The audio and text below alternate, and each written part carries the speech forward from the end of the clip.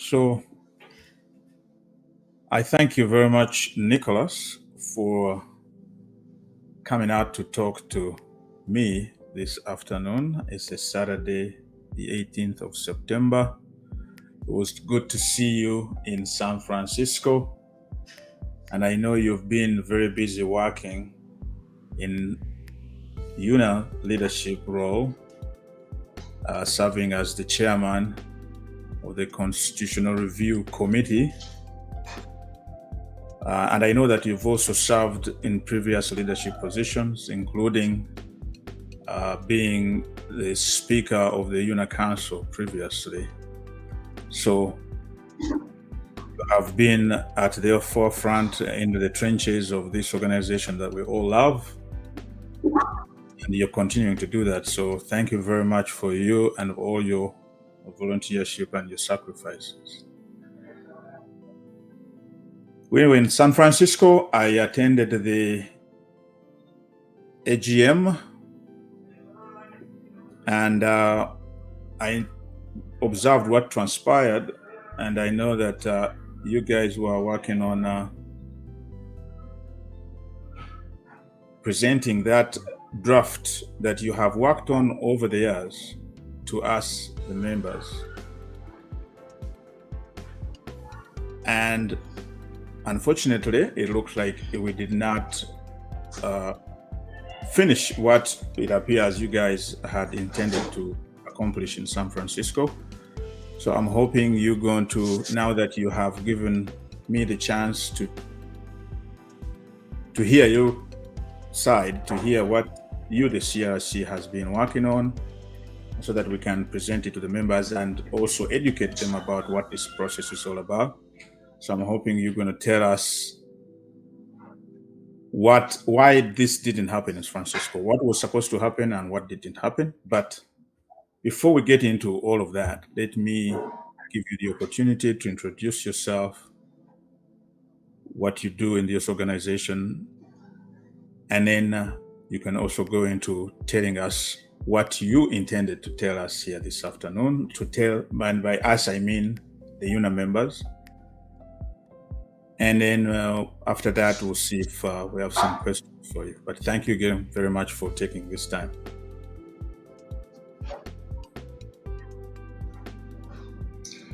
Thank you very much, Salongo, Robert Kidundu, and thank you for having me on your Tukikube show.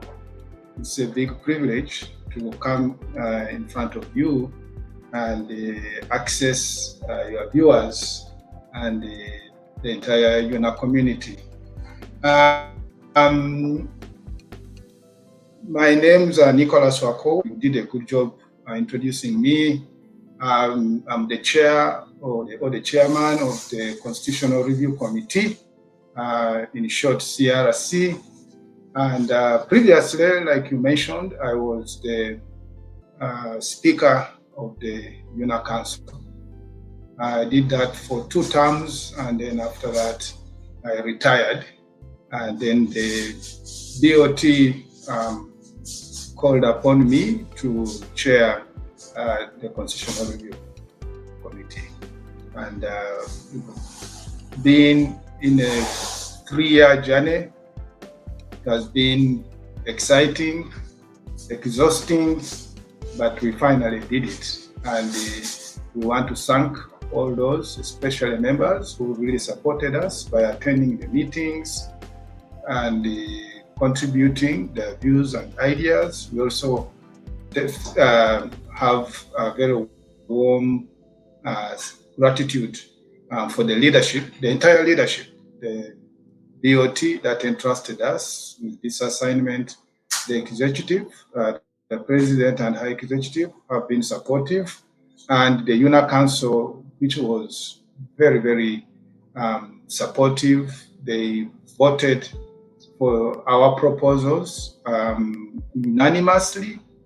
All those who attended or participated in the voting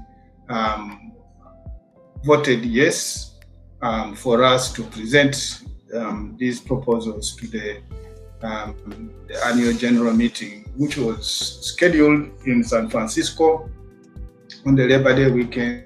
It did not happen because of quorum, but we will get into that. So thank you very much, Salongo, for giving me this opportunity to access Ugandans.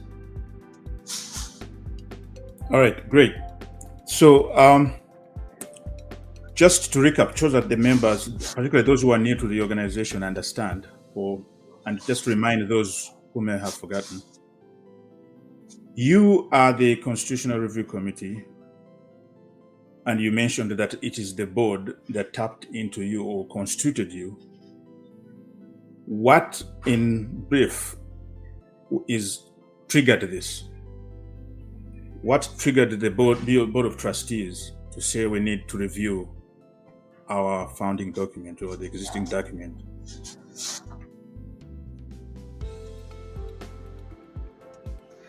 Welcome to the show. Thank you very much for joining. You phoned us, started.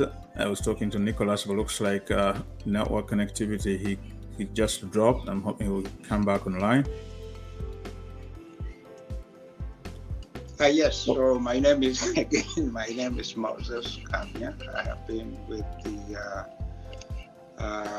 CRC for the last close to, I guess, 3 years now. And I live here in New York State, Albany, to be more specific. And I'm a very long-term member of the Ugandan community here, over 40 years. So, but glad to have worked on this Constitution Review Committee with the leadership of Nicholas and the rest of the team. Thank you, sir. So thank you for joining. Thank you for your service. Thank you for everything that you do for our beloved organization. When you just joined, I was asking Nicholas, before he goes into the presentation, maybe this is already in the presentation, but on my side, I'm curious about what, and I ask, because I know there are new members in this organization, in the community, that may not have the full history of what we're talking about. You are the Constitutional Review Committee. Nicholas had just mentioned that you're constituted by the Board of Trustees. And I was asking him, what triggered that? Why is it that the Board of Trustees felt like we needed to review the Constitution? Right. So, good question.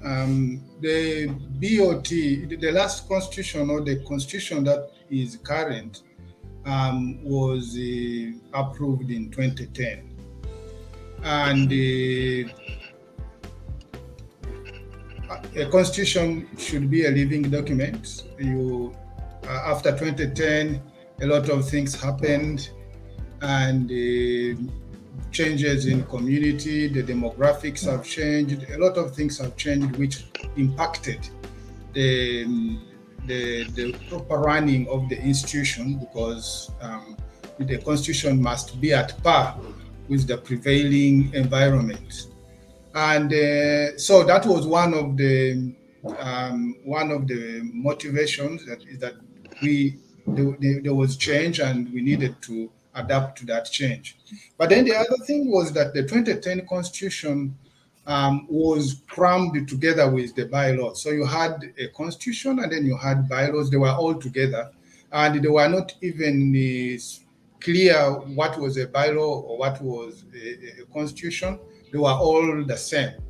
And so one of the things the BOT wanted was for us to come up and come up with two separate documents: the Constitution, which is the spirit and the guiding vision of the organization, and then the bylaws are the policies that govern the organization literally on a day-to-day basis. So that was one of the terms of reference, was to come up with two documents out of that one document of 2010. So reviewed the document, reviewed the 2010 Constitution, separate bylaws from the from the Constitution. And as you do that, obviously you now have to go line by line, reviewing and dealing with some of the pain points that members had identified with the 2010 Constitution, which they wanted corrected. Oh, okay. Terms of reference. Please elaborate a little more on that for the benefit of the member. Were you tasked to just look at specific clauses of the Constitution or the entire Constitution? We were tasked to look at the entire Constitution. Actually, the BOT gave us very broad scope, in the sense that they wanted us to look at the entire 2010 Constitution and separate the bylaws from the Constitution, and as you do that, deal with all the pain points that members had identified for us as we met them, and then also deal with ambiguities. You know, Constitutions, sometimes you have written, and then after a few days or even months, or you find that even ask the framers and they say, we don't know what we meant there. So again, that's why you need to have constant review to just make sure that the Constitution is interpreted the way it was framed. Yeah. Okay. And going into the recent AGM in San Francisco, it appears you and your team hoped to bring this to a conclusion, right? But this didn't happen, and any member would be curious why this did not happen. What were the constraints? What were the challenges? Anything that you can share with the public. And I know that you guys have a burden of being leaders and being careful as to what you discuss with the public and what is discussed within the leadership circles. But as much as you can, inform the member. That's my goal. I believe that's why you're talking to me today. So as much as you can, if you could lay it out for the member. This was the journey we started so many years ago. This is how we work. This is the approach that we took. This is the kind of consultation that we did. And we expected San Francisco to be the culmination. It did not happen. What is the way forward? Where we are today with this constitutional review process? Right. So, Salongo, that all of that is in the presentation, by the way. Okay. So I was going to go through that. Yeah, but All right. we did not have, unfortunately, the meeting in San Francisco, the AGM did not have quorum, and that was really in a nutshell, that's what happened. There was no quorum, and if you are going to pass an important document like the UNA's governing policies, you really need either way, to do business, you need quorum, and we didn't get quorum. And I'm not going to get into why. That would be speculation, because I don't Okay. All right. Okay, so please, let me give you the opportunity to get into your presentation as you planned it. Right. So I don't know. Let me change my screen here so you could. Okay. Right. So I'll quickly go through some of the slides that I would have shared in San Francisco at the AGM. So now members have the benefit of getting to see what would have happened. So the CRC, or in full, the Constitutional Review Committee, was formed by the BOT in July of 2019. And it started off with 14 members, and then we've had some fluctuations here and there. And currently, at the end mark, we were 13. And that was the constitutionally required number for the CRC. So it has been, these are the members of the CRC. It has been a privilege and an honor to work with these very hardworking and dedicated Ugandans. These are Ugandans from all walks of life. You have people from academia, we have people from industry. We had, at one time, we had 3 members of the UNA Council on the CRC. We finished with 1 member of the executive. So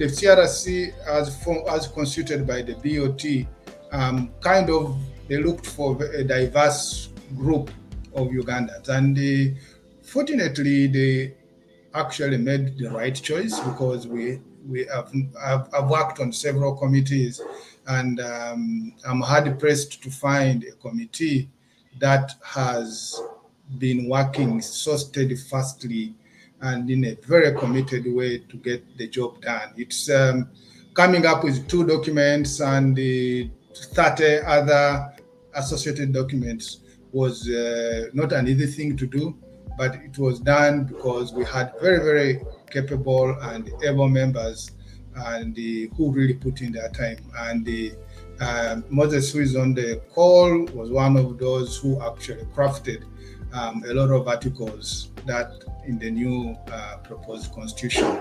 So I was honored and actually humbled to be the chairperson of this committee.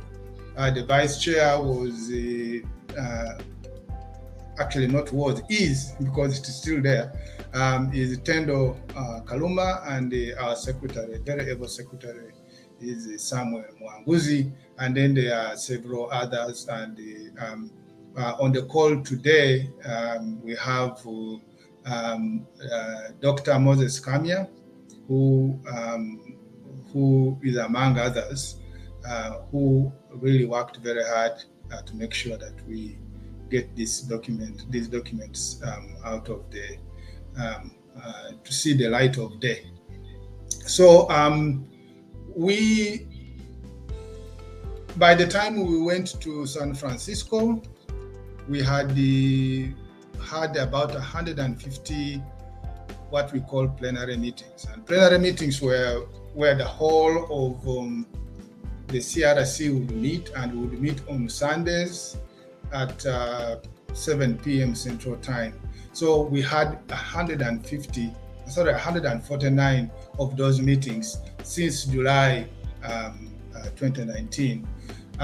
So those meetings take place 2 hours. Usually they would actually take longer. And Moses was the timekeeper, so he was always the one trying to limit us. But many times we would find ourselves taking 3 hours because of what was involved in. Now, before we went to San Francisco, we ended up meeting every Friday and every Wednesday and Friday.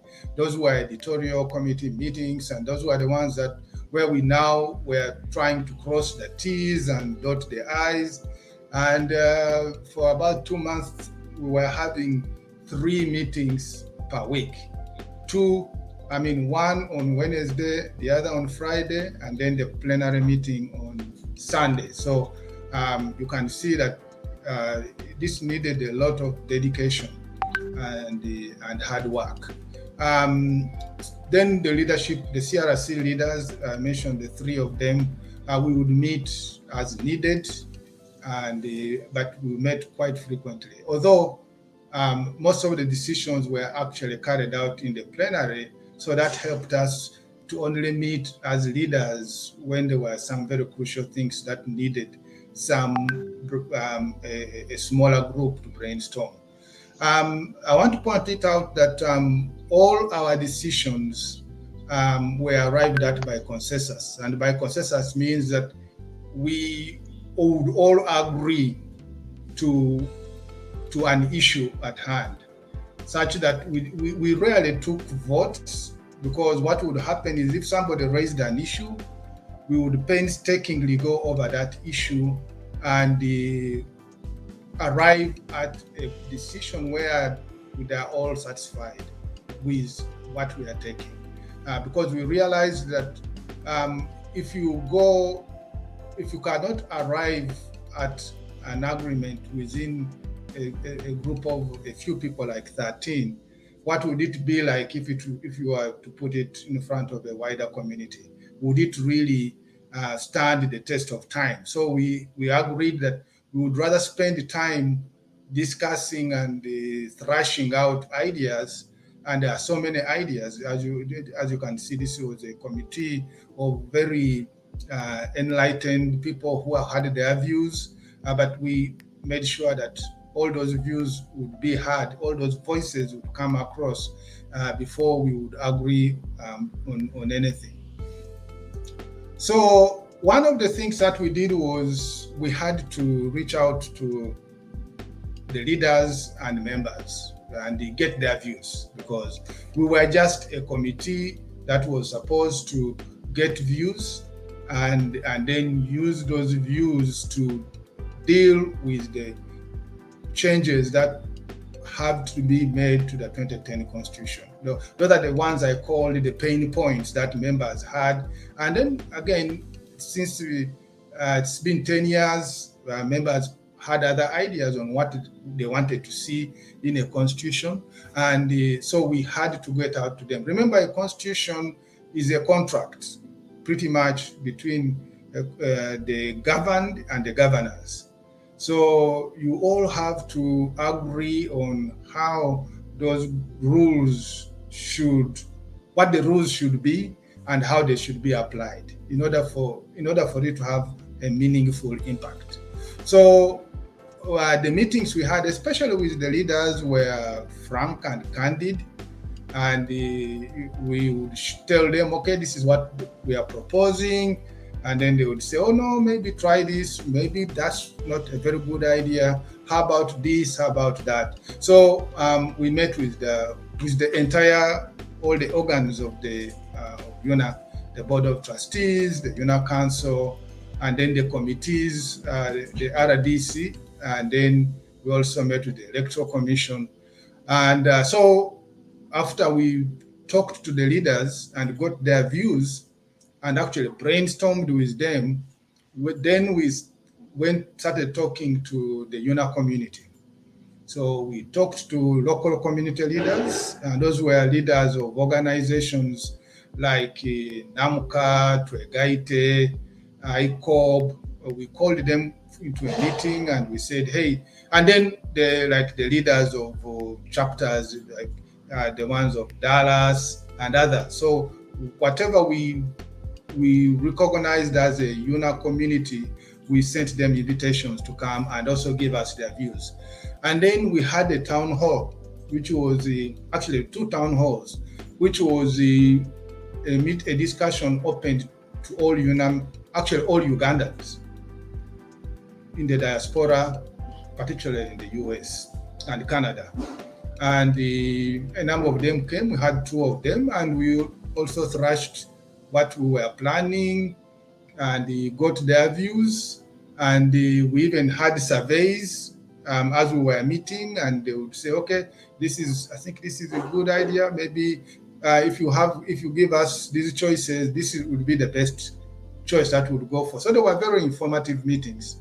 And then we also met with the UNA's former leaders, past presidents, vice presidents, speakers, members of the UNA Council, all of them. We called them again in a separate meeting. It turned out to be a very informative meeting, and we learned a lot from there. And then we also made it clear that members could send us their information or their ideas by email. Our email was shared, and we encouraged members to actually get to us anytime that they had an idea. So our roadmap was to really come up with a draft report and then present it to UNA leaders and members, and we did that.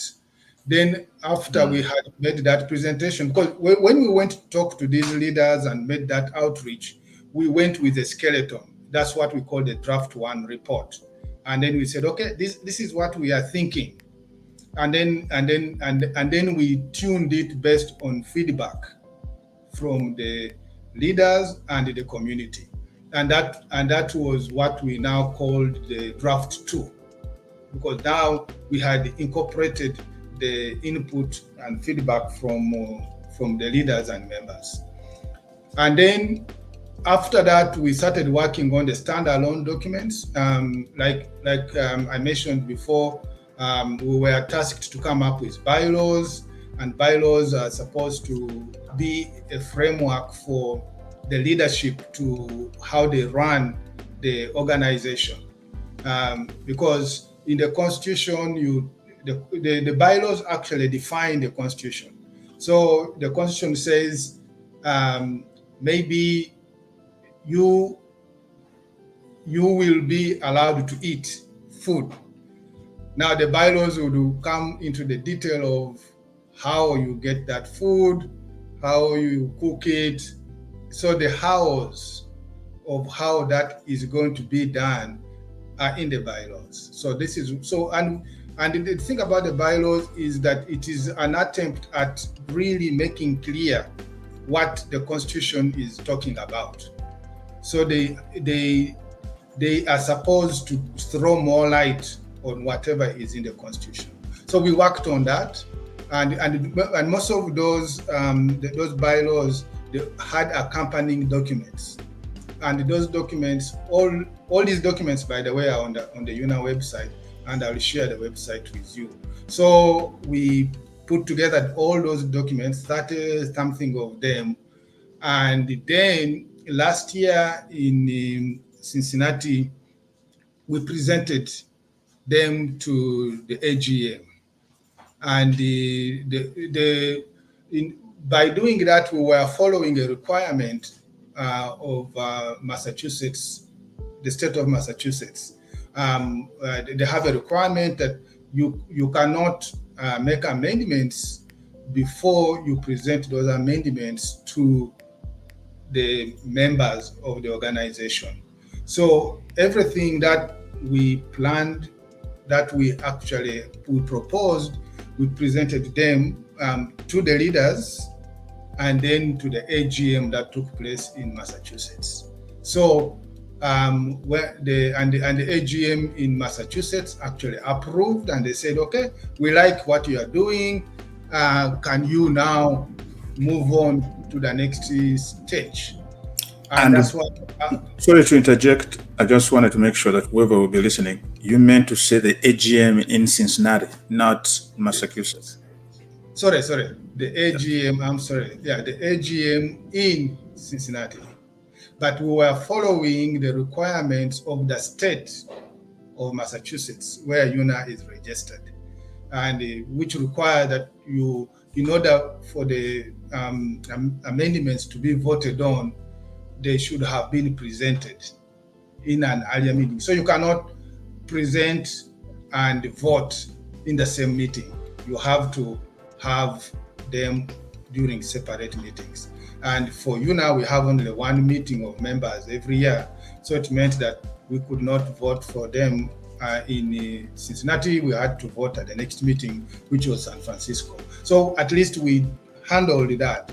Now, according to the 2010 Constitution, which we are trying to amend, you cannot even bring those amendments to a vote before they are passed by the UNA Council. So you have to present those amendments. The UNA Council, by a 2/3 majority, has to approve them before they can be presented to the AGM for a vote. Fortunately for us and for UNA, the UNA Council actually looked at these governing policies, the Constitution, the bylaws, and associated documents, and they unanimously voted for them to be presented to the AGM for a vote. So that was a very strong endorsement by the UNA Council, and we are very grateful that there was an acknowledgement of the hard work that the CRC had put in. So we went to San Francisco, ready for the membership to vote on the amendments and the accompanying documents. Now that did not happen. Like I've said it before, there was no quorum. Now the final piece to this roadmap is the legal review. And the legal review is not a requirement, but out of abundance of caution, it is something that we will have to do, in the sense that we will now need some lawyers to go through the work that we have done and make sure that we have not left any stone unturned in as far as the requirements of Massachusetts are concerned. We do have our own in-house legal counsel on our committee. There are people who are lawyers and who have been advising us. So we are very confident that we have followed all the steps, and they have been diligently following the Secretary of State of Massachusetts, all the requirements as defined by that great state.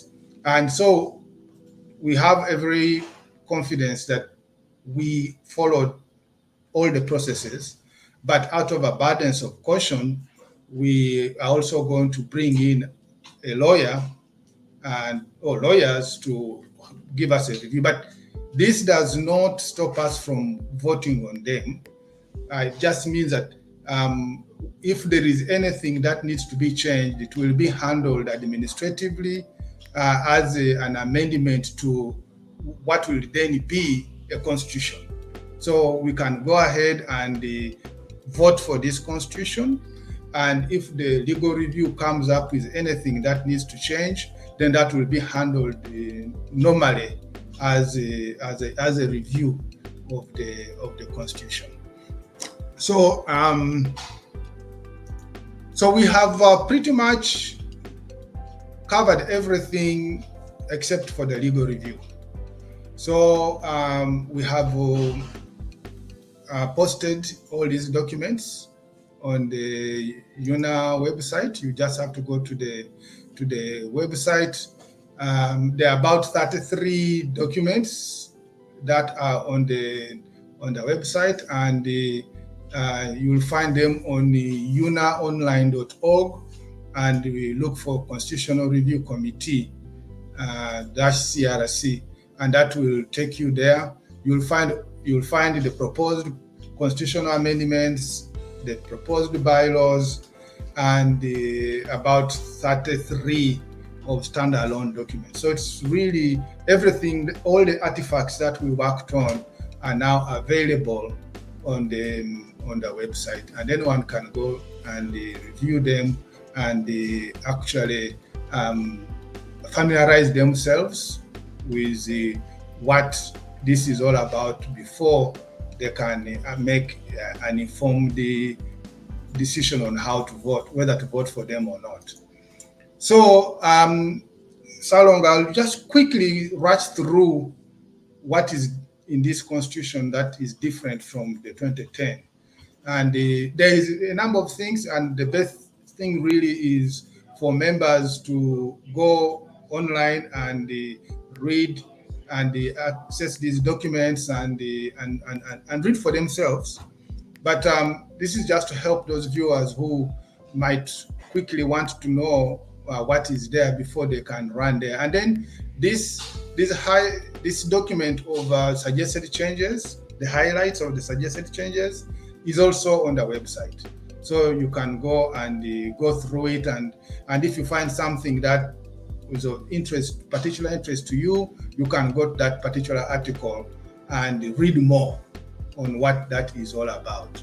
So one of the things that we are proposing, which was not in the 2010 Constitution, were the UNA chapters and affiliates. So the 2010 Constitution talked about there will be chapters and affiliates, but does not define what they are. And one of the things that we took very importantly is that we want to see UNA becoming more of a community organization, so that UNA should actually grow in the communities, so that there is more to UNA beyond the Labor Day weekend. That's why we said, okay, let's make sure that we define what chapters are, what affiliates are, and then we go ahead and give guidelines on how they will operate. And so we came up with a new article for UNA chapters and affiliates. Okay. Then the other thing that is new is the BOT, Board of Trustees. As you know, the BOT has been appointed by the executive, and then the BOT happens to oversee the executive.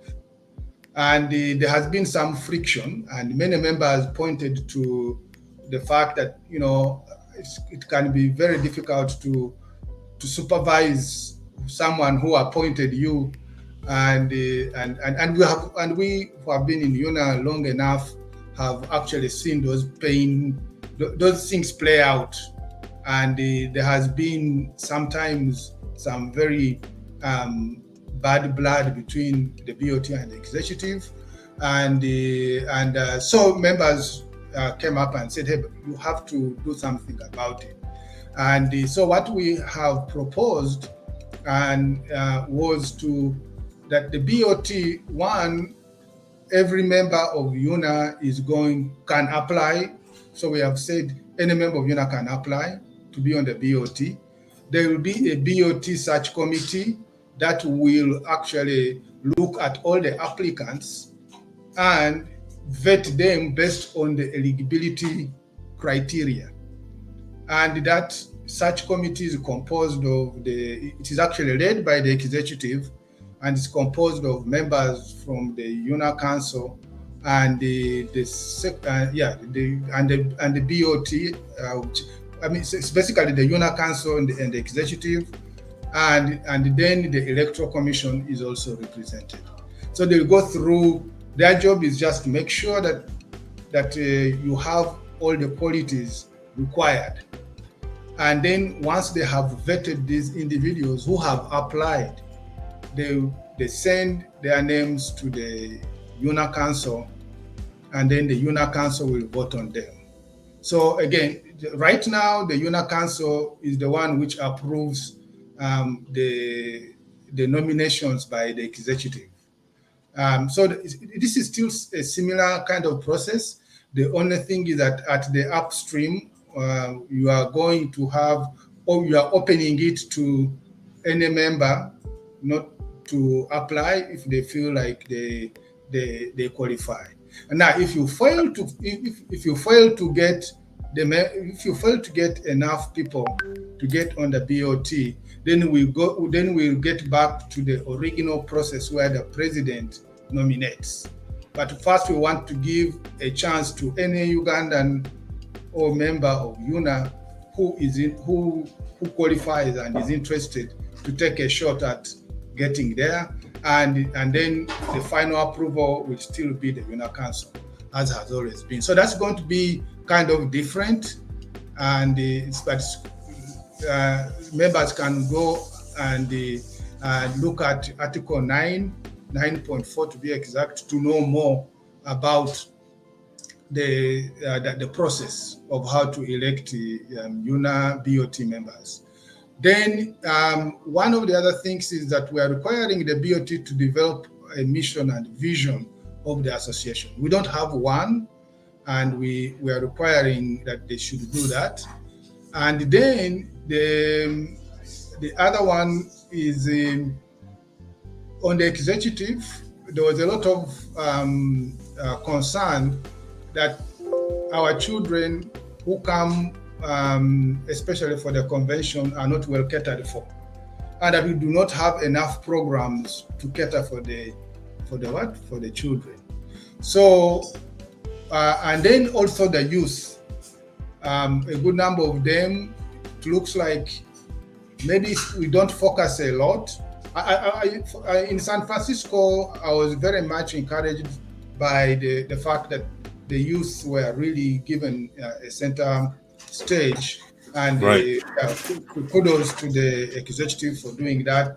And so in light of that, we propose that there has to be a director of youth and children on the executive, so that they will be represented at the executive level, and maybe that will make it possible for the executive to focus more on bringing some good programs for not only the youth but also to children.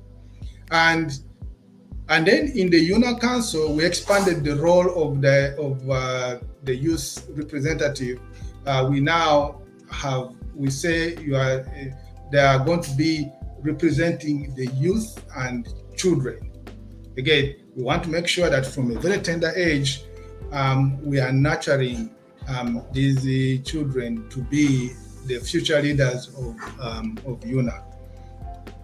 And we go on, ambassadors, we came up with some guidelines on the ambassadors, who ambassadors are, and how they come into office, and how you regulate them and make sure that they are not conflicting with the work of UNA officials. So all of that is there. The 2010 Constitution talked of ambassadors, but again, they did not, give good guidelines on how on how they are going to function. Now, the current Constitution has some very clear guidelines.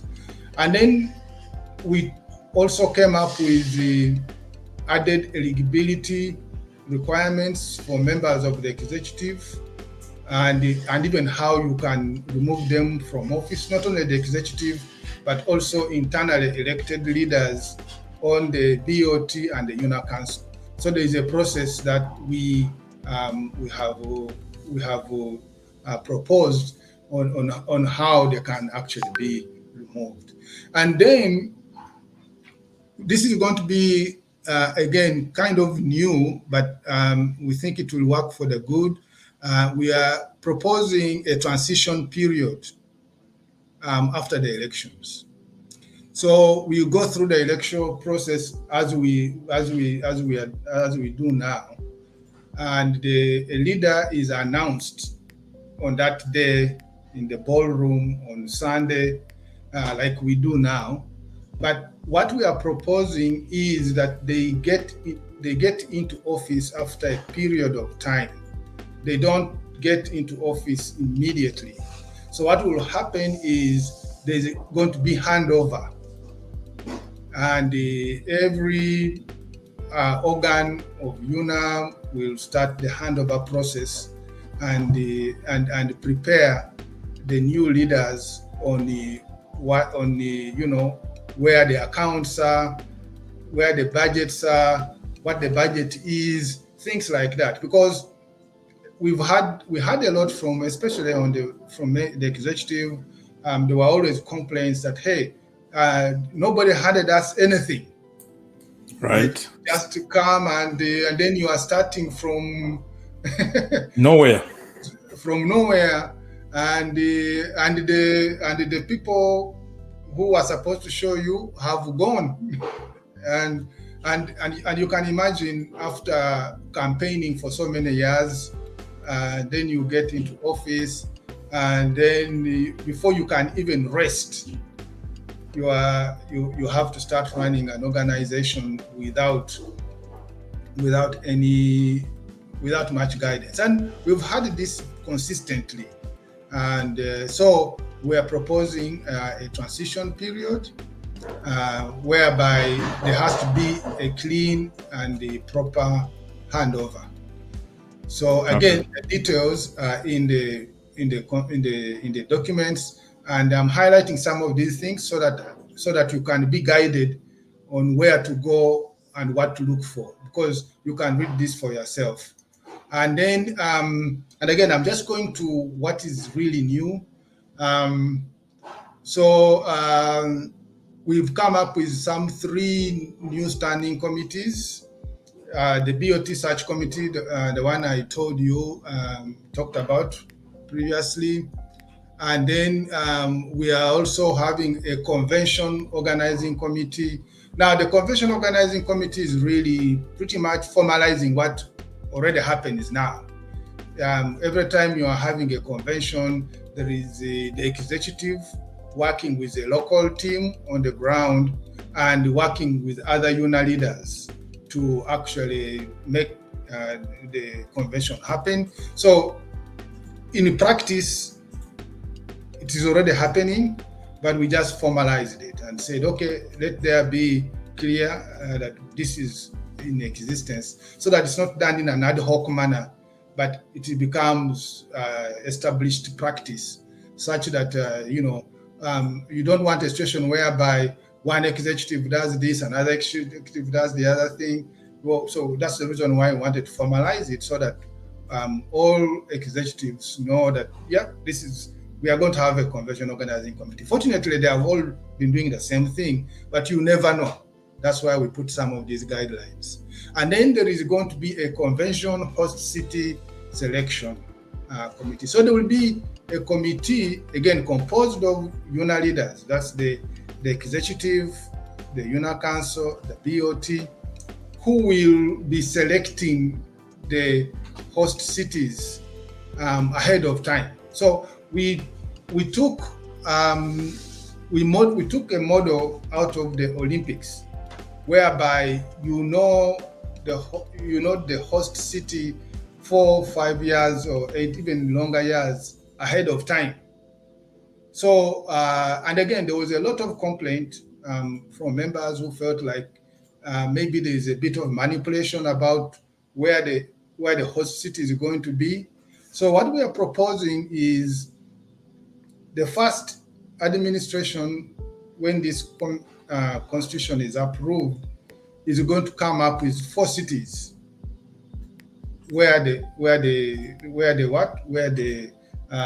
conventions are going to take place. And then every year we add on that committee adds on the host city, so that at any one time you will know 4 cities ahead of time that are going to host the convention. Right. So then, we talked it over with the leaders and others, and we've not had anyone complain about it. But members felt like, one, it will help these host cities to prepare ahead of time, and then there will always be that there will be no suspicion that some city was selected because of A, B, C, D. So because everything will happen probably long after the leaders have already gone. So anyway, that is the proposal that we have, and then all the others are really, again, like I said, this document is on the website. Yeah. You can always go and look at it. And then we put up an article for the Rules and Disciplinary Committee. The RDC and the CRC were mentioned in the 2010 Constitution, but there were no proper guidelines on how they operate. So what we have now done is we've made sure that there is a dedicated article for the RDC, and we are proposing that the CRC becomes a Constitutional Affairs Committee, which will be a standing committee of the organization, which will help the BOT on matters of interpretation of the Constitution, and then which will provide a more frequent review of the Constitution, because we don't want to wait another 10 years before we get things done. But if something comes up and it is necessary for the organization, this committee will be at hand to help work it through.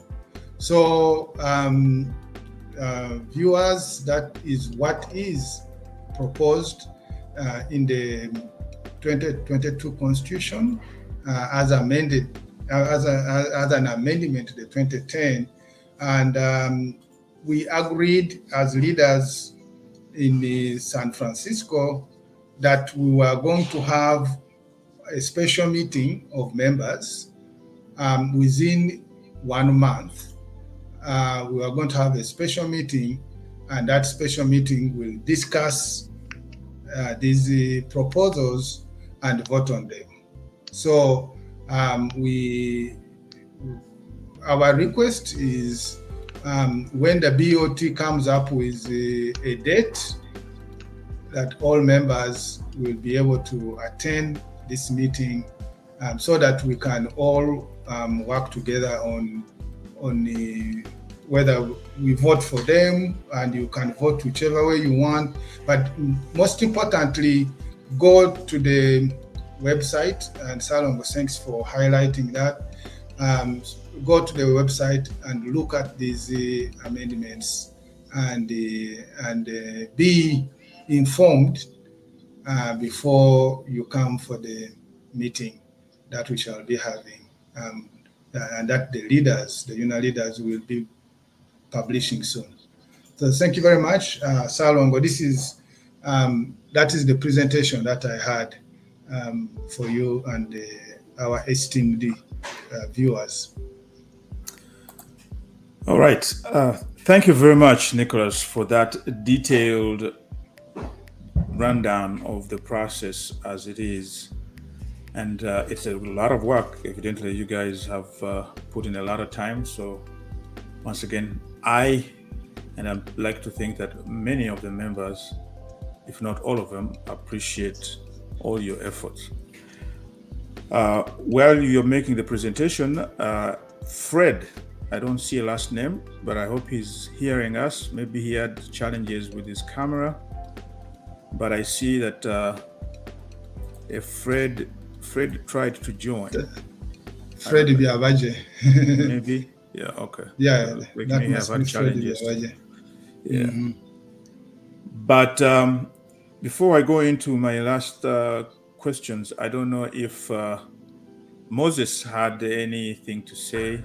I'd like to give him an opportunity if you have anything to add or say to the members about this process. Yeah, I think the chair covered a lot of the important items. There was, I think, a couple, two other things that I don't know if he wanted to talk about them as well. We also added a leadership code of conduct and also a membership code of conduct. In doing our work, we took great care to reestablish what we thought was lacking or what most members brought to our attention.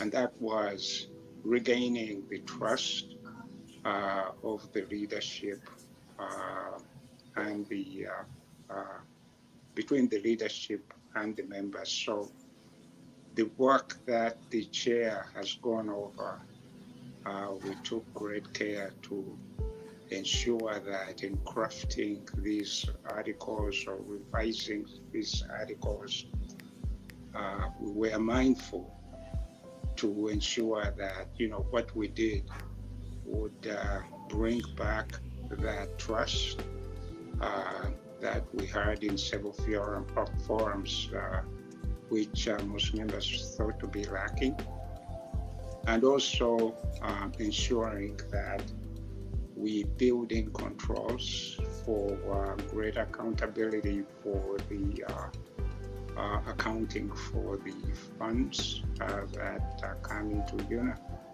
and building in mechanisms for the necessary oversight that's needed to ensure that UNA funds are used appropriately with the right permissions and consultations. But again, most of what the chair covered. I think covered all the articles that address most of those concerns that members had. Thank you. Yeah. So thank Thank you, you so Moses. much. I think. Go ahead if you want to add, Nicholas. No. I'm just saying that thanks for bringing that out. And yes, the leadership code of conduct, membership code of conduct, and all that is an interesting document. Please take a look. It's also on the website, plus the other documents, and you will see all the great work that was put in to give guidance on how leaders should behave and also how members should behave. How members should behave. I have particular interest in that, actually. Because as me and perhaps others who engage into this information dissemination in form of press activity, sometimes we have to use platforms that are available to us today, social media and others, to disseminate information and try and engage the members.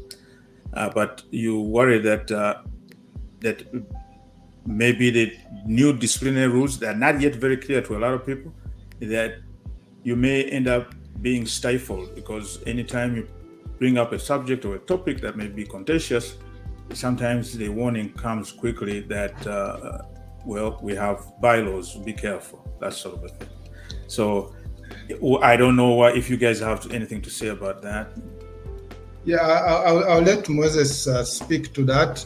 He's among those who really worked hard on the document. But the thing though is this: these documents are not really like to give rules and kind of like dictate how people should behave.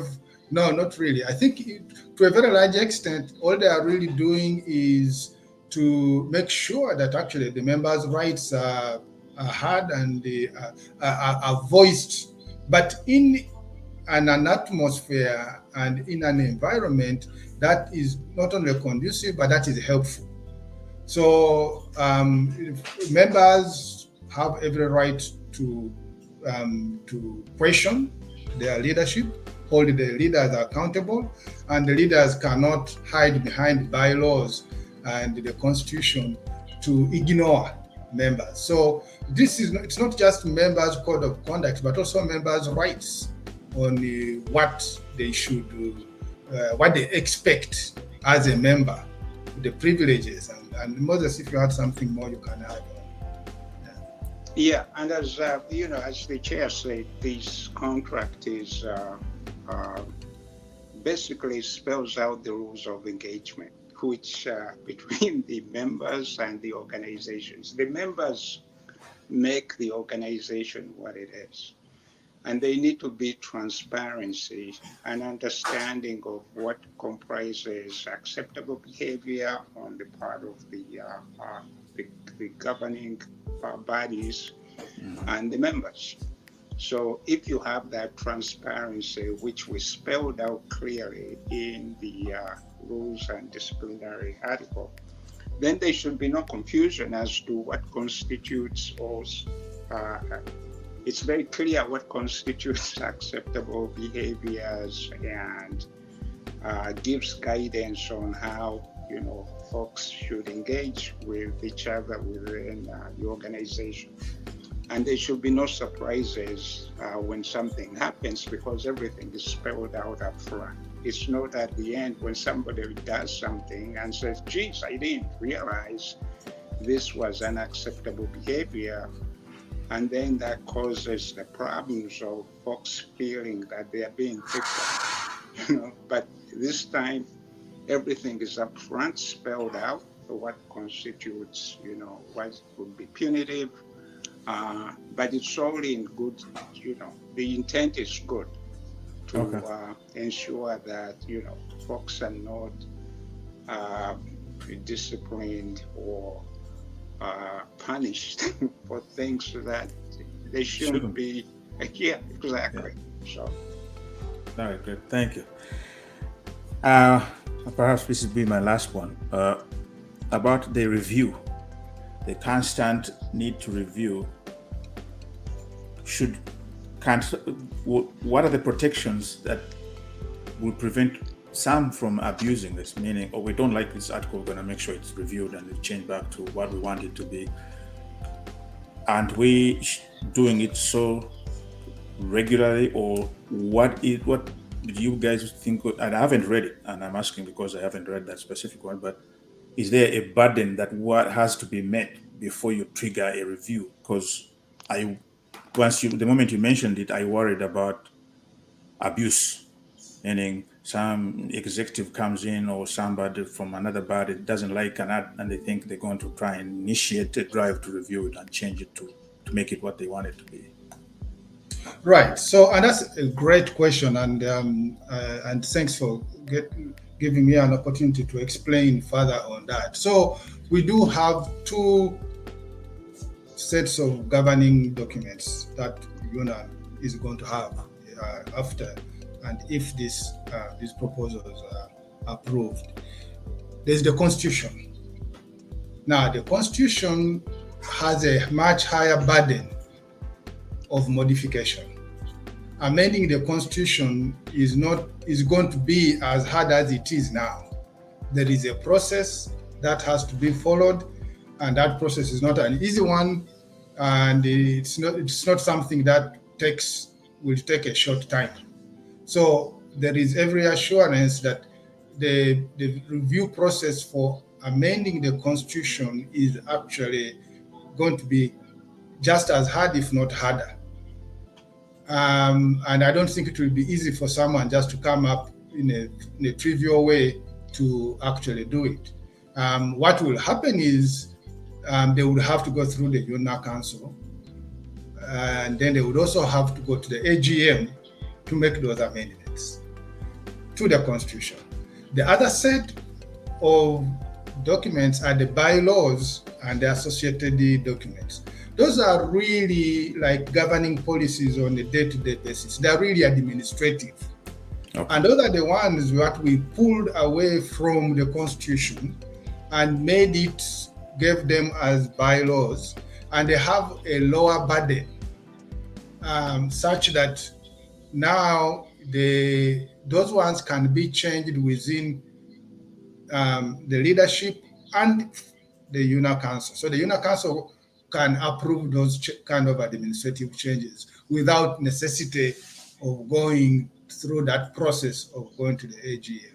So, and the thing about these administrative kind of documents is that they will help to ensure that the members, the leaders don't have to violate the Constitution to put things right. They can still follow the Constitution. If they want something to be changed, they can go to the UNA Council, and there will be a debate in the UNA Council, and then things are done. But those will really be administrative issues, nothing to do with who we are as an organization and all the articles that define who we are and what we want in the Constitution. Those ones will be hard to change.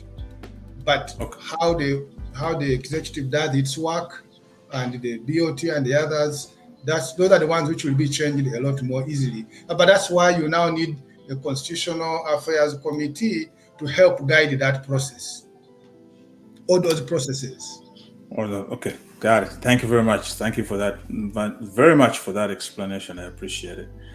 I think that's going to be it, unless I give you guys an opportunity to throw in any closing remarks, anything that you felt like maybe I needed to add. Otherwise, I appreciate you very much for coming out to the public and informing us in word about what this process is and what has entailed, because we always send people, go to the website, even when we try to market conventions or other activities, you still find that people don't go there and read some of these things. So these other mediums, video and others, presentations like this are very helpful. So thank you very much for accepting to come out and taking the time, and for all the work that you've done. So opportunity to add anything, Moses, if you felt like you wanted to add anything. Otherwise, I think that's good enough for me today. Yes, thank you very much for having us. And again, I encourage every member to go read and understand and come out and vote. And again, throughout the entire process, we asked ourselves the 3 questions. Why should something be in the Constitution? If we all felt that it was very important to be there, we made sure it was covered. And the what and where, the what and how, we also took care of that. So thank you again for having us. Right. Thank you. And so in addition to that, we, again, like Moses said, we appeal to members to go to the website, go through those documents. Don't be intimidated by the number. They are very easy to read. And if you have any problems, get in touch with us. There is an email that is also on that website that you can send it to, that can come to all members of the CRC. And you can also write to us directly. And if you have any questions, if you need any clarification, and we are going to do a number of shows and other articles, and so that we can educate and bring some clarity to this whole process and the documents that we have on the website. But please go to the website, read these documents, and do not miss to attend the next meeting of members, which will be a special meeting. You will be doing yourself a disservice if you do not attempt to come and present or vote on these amendments. Thank you very much. And thank you very much, Salongo. Your show has been the starter. You have given us that opportunity, and we really appreciate the fact that we are starting from you, and then we shall move to others. Thank you very much, you and the Tukikube team. Thank you so much. Thank you so much. I feel very honored that I got the opportunity to kick this off, and let the members wherever and they can find you, whenever you guys are going to present and appear, pay attention to this. It is an important matter, I think, particularly because I think we have, as a member, I've been following and observing some of what's been going on. I think we need to reform and get certain things right so that we avoid some of the conflicts that we have seen. And we have quorum issues, for example. I forgot to ask about that, but that will be another talk for another day. How would we solve these quorum challenges that we've had? We've had challenges over the last couple of conventions because we can't get everybody in the room. And personally thinking technology can be used to get around that. But that's a conversation for another day. Thank you so much for all your work and the time you've given me today. I'll let you go on with the evening. Enjoy the rest of the weekend. I will be in touch. Thank you, sir. Thank you. Thank you. Bye. Bye-bye.